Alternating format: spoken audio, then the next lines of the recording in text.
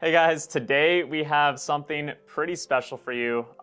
It is a Mill Arisana water deck. So right off the bat, this is a pretty casual deck. I do think that it is good enough that you could bring to locals and take a couple wins, but I don't even think you can probably win a locals with this deck. But you can maybe get like second or third or something like that if you try really hard. One of our I think it was actually our first deck profile on the channel was a Mill deck, I believe. So we're back to our roots here. This is, in my opinion, the best Mill deck that I've made so far, and I have made like 20 of them. However, it's still not that good. But it is very fun, and we're messing around with one of the first infinite combos in this game. So hence the name Infinite Mill. So let's just get right into it. So we are Spirit of Water, of course. We literally need to run Avalon, so you have to do water for this deck. We're going Arisana level 1. You know, the gathering is really nice. You can get some card advantage with your level 2, or since we're in water, you can fracturize the tokens that you gather, because they are considered items, and that can be a really good way to start gaining some value. Arisana level 2, so far in testing, this is kind of where I'll sit for a while, because you don't really need to unlock Astra fast or anything like that. So you kind of get to Arisana level 2, start popping off tokens and gaining some card value, and you're going to generate 4 tokens with just the level 1 and level 2, and we also run another way to generate non-stop tokens. So you basically are trying to get here, get your life up a little bit, and just keep drawing a card at every end phase if you can. We are running the Lucent Arbiter Arisana. So the reason is, the way that this deck is built, you have to run a pretty high water count, and we just don't really have the space to run the Star Calling mechanic. We're not even running Astrocytes in here. So this is really helpful for if you're playing against like a non-ally deck mainly. You can even negate things like Lightweaver's Assaults because you run 4 cost in this deck. You have a pretty good spread of cost, and so while it's pretty hard to manipulate the top of your deck, you can do that, and in a slower matchup, this is the better one to have. In a faster matchup against allies, it is better to have the Star Calling one, but like I said, you can't really make that work in here anyways, so we're just going the Lucent Arbiter. We have Ingredient Pouch. This is usually what you'll bring up pretty early into the game to just start gathering all your tokens. It's just honestly really busted. And then Terrafring, just another floodgate. You're going to see a lot of floodgates in the main deck, but Terrafring is still very good. Scale of Souls, this one's a little interesting.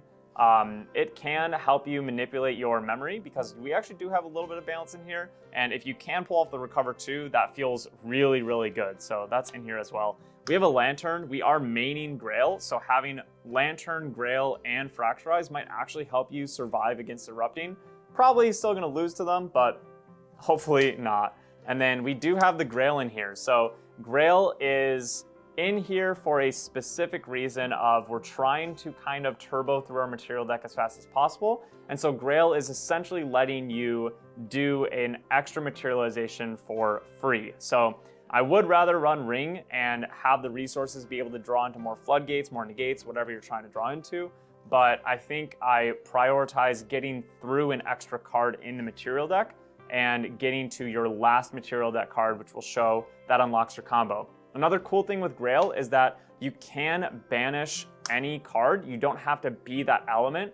And so we run 1 Umbra card in here, and that's because we main deck Dustlight Communions. And so we can get rid of this card with Dustlight. However, if you don't draw it or you don't think you're going to have enough time to play it, you can just go Grail, put Gloam Spiral Lance underneath it, and now you're not going to be locked out of your material deck, like getting through it. Because if you don't do this and you don't Dustlight it away, this will sit here in your material deck, and you literally cannot win the game with the combo that we're trying to pull off. So we have a Cosmic Astroscope. Very good Astra card. Again, you can also get rid of this with Dustlight Communion, but if you're in a matchup that you really have to like destroy a fractal or something, you're usually going to want to just materialize this though. And then the card, the Astrolab. So this has to be the last card in your material deck, which is again why we're playing things like Quicksilver Grail and Dustlight Communion, just to try to fly through your material deck as fast as possible. And it will come in hindered, so there's a lot of problems with that off the bat as well. But this does have an effect if you get to the point of the game where you tap it, you pay 0 for Star Calling, and you also glimpse 5 when you do. So we'll pair it with a main deck card, and it makes an unending combo, an infinite combo, where you can literally cast every card in your deck. And there is a surefire way to win the game if they don't interact with any of that. So let's get into the main deck. You already know seeing 4 Peaceful in a deck is an interesting thing to see, right? Like, Peaceful's kind of a toxic card, honestly. Fortunately, this deck's not good enough to really make this card broken or feel uninteractable, unwinnable, but we're running a bunch of floodgates, and Peaceful is basically the best floodgate. We also have 4 Vanish. Again, we're essentially running 12 floodgates in this deck, and Vanish is really good. You might still take a little bit of damage from something with True Sight, but this is almost going to have the same effect as Peaceful, and it being a little bit lower cost is nice as well. We have 4 Scry the Skies in here. This is a card needed to work, not needed, but helps to work with the infinite combo that we set up. And also, even though you're probably only going to scry for like 2 most of the time, it actually is really, really useful to try to find your floodgates, try to find your negates, whatever you're looking for in this specific matchup. And just, we run a lot of bad cards in this deck too, so just bottom decking the bad cards is very useful as well. Dungeon Guide is in here because we're a level 3 deck, and this is also helping us accelerate getting through our materializations faster, because if you're dungeon guiding into level 3, maybe level 2 as well, those are materialization phases that you're skipping to get through your whole deck. So Dungeon Guide's obviously very mandatory. This is probably the card that I feel the least good about in the whole deck, Barter Herbs. I put it in here because the 1 cost is really relevant sometimes with another water card that we have, and it just being a class bonus floating memory can be nice. You know, and you can basically, since we don't gather like too much, you can kind of manipulate your herbs to being duplicates and sacking them off with the level 2. So it has a lot of uses, but it's felt the weirdest card in the deck so far. Then we have 2 Dustlight Communion. So we only run 2. You don't want to see a ton, and you don't have a lot of room in the deck for non-water cards. But again, this is allowing you to burn through material deck faster. So especially in the slower matchups that aren't applying a lot of aggro pressure to you, you can just spend your turn doing this. And basically it's kind of like a prestige that you're not really going to get an effect for. We do have that Umbra card, so you can make champions get -1 level, which is very relevant against things like Rye and stuff like that. And you can also like fracturize your opponent's items and then use Dustlight Communion to get rid of that fractal. So you don't really give them the value. So there's a lot of uses for it, and it really fits in with the deck. All right, that is all the norm cards. Now you guys get to see the win con. So we are running Avalon Cursed Isle. So I'm gonna pull out another card in the deck as well. Scry the Scars, this is the last one that we're gonna talk about, and then the Astrolabe. This is our infinite combo right here that is going to guarantee you the game as long as they don't interact or kill you before this step. So if you have Astrolabe out, you bring it out, it's hindered, you go to your turn, you untap it, you tap it, put on its effect of always paying 0 for a Star Calling cost and glimpsing 5, and then you play Scry the Scars from your hand. So all you have to do is materialize this, not let it die, and then play this, and you win the game basically. So because you can even play this for free as well if you banish the Scry the Stars, or sorry, the Scry the Skies from the graveyard. Not very needed, but it can happen. And then this is going to unlock every card in your deck will gain Star Calling, and you will glimpse 3. So you still have to pay the cost, but if you have Astrolabe out, you can pay 0 instead.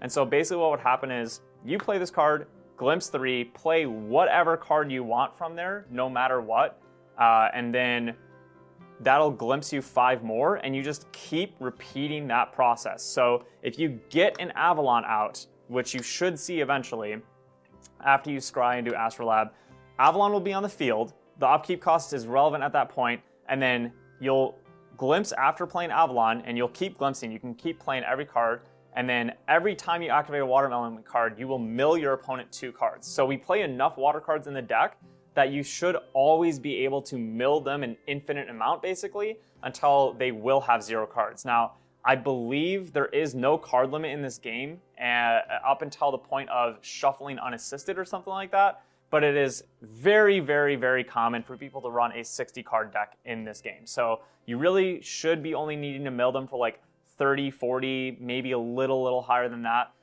But you do have enough water, and this is again why I kept mentioning earlier we need space for water cards in the deck, that it should be an uninteractable infinite combo. I know people have messed around with infinite combos with Astrolabe before, but it's usually the Cosmic Bolt route or something like that, where you're trying to do like spell damage and stuff, and honestly, that can just lose to a Safeguard Amulet and Veiling. So I wanted an infinite combo that kind of had a fail-safe way to win once you achieve that, because achieving the infinite combo itself is hard enough. So I know I went a lot in depth there about that, but hopefully you guys can understand all of that. Let's keep going through the deck. So we do have 4 Deep Sea Fractal. This is kind of another way to ensure that you are actually going to be milling enough.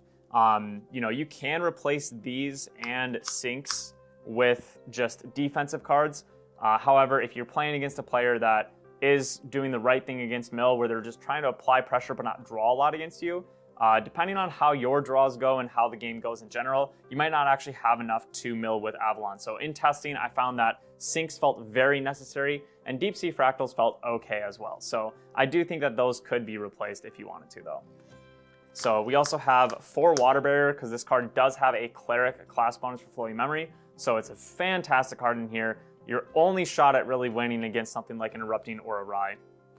And then we have basically 4 more ally floodgates. So we had the 4 Resolute, we had the 4 Peaceful, the 4 Vanish. Now we have 4 Conjure Downpour, which is going to help replace itself, which is fantastic, while giving you a basically floodgate effect. You still might take some damage, especially if you're against like an ally deck that plays Attune the Winds or something like that, but it's going to stop nearly all the damage for a turn while also replacing itself, and it's a water card, so just a fantastic card there.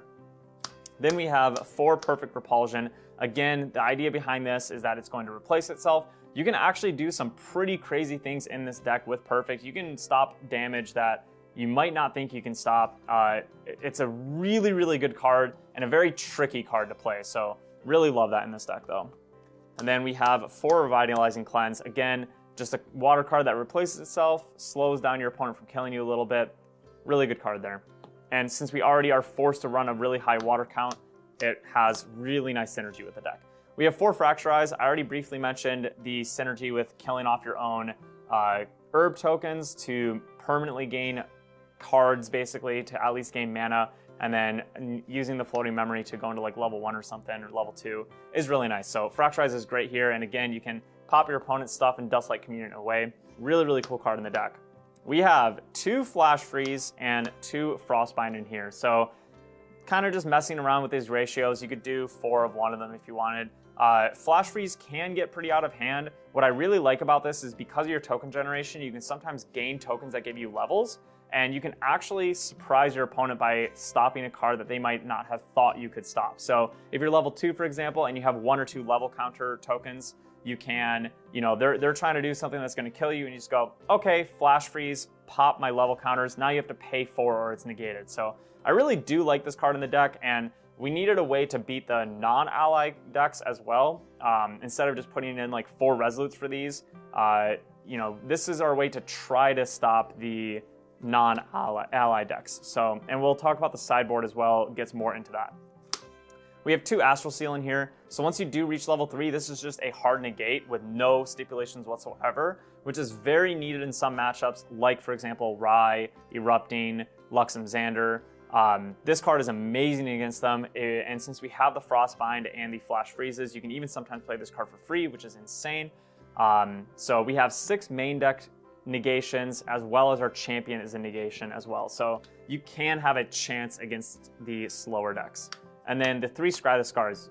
You have to see this card in order to win the game. This is part of the combo, but you really don't want to see it early, so that's why we're only running the 3 of. You do filter quite a lot. There's a lot of cards that let you draw a card in this deck, and there's also your herb tokens if you're in a pinch that you can sacrifice and put a card from your hand on bottom and draw a card and stuff.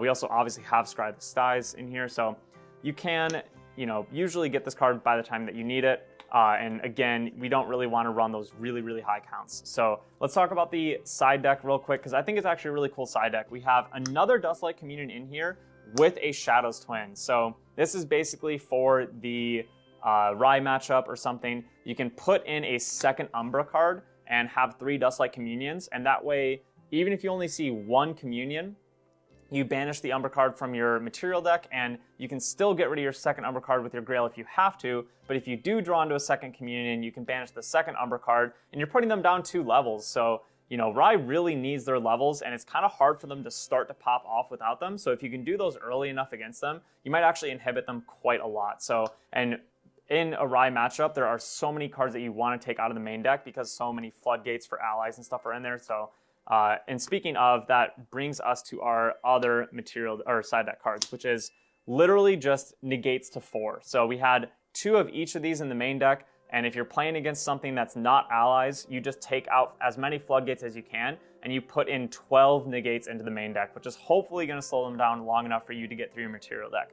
Like I said, guys, it's not that good of a deck, but the concept is very, very fun. And I think it's a really cool way to utilize the first infinite combo in this game. So hopefully you guys enjoyed it. I feel like it's a very unique deck, very fun to play. You know, maybe take it to locals or something. Let us know how you did. Let us know if you made any changes to the deck too, because I don't think it's completely finished. I do think it could probably be made better. So make sure to also check out our website.